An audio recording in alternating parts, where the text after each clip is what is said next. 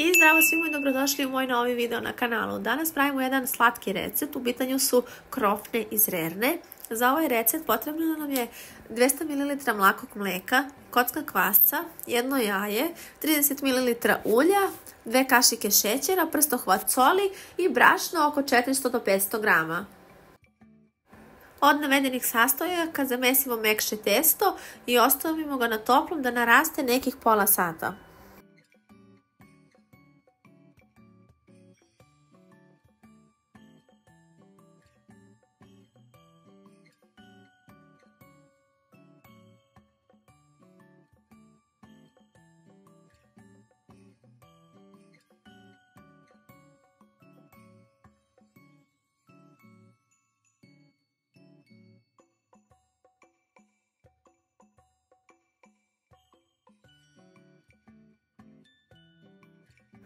I nakon pola sata testo nam je naraslo, stavimo vrlo malo brašna i ne premešujemo ništa, već odmah rastanjimo testo na debljini 1 cm, možda i manje. I vadimo naše krofne, ja sam ih vadila, imam ovaj baš model za krofne, vi možete i čašom.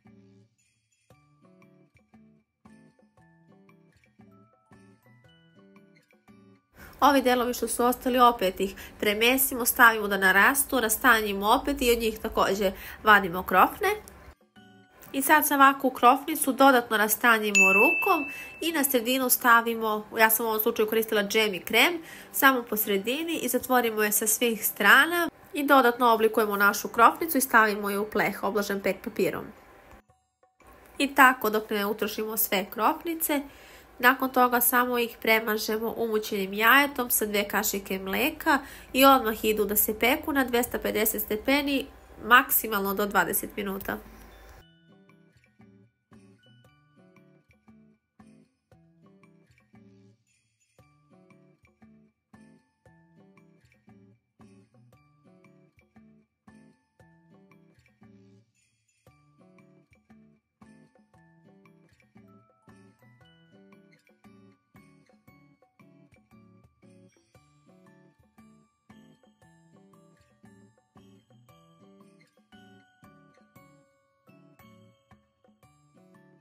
I evo, naše krofnice su gotove, ja sam ih pekla tačno 18 minuta, prohladile su se, sada im stavimo malo prah šećer.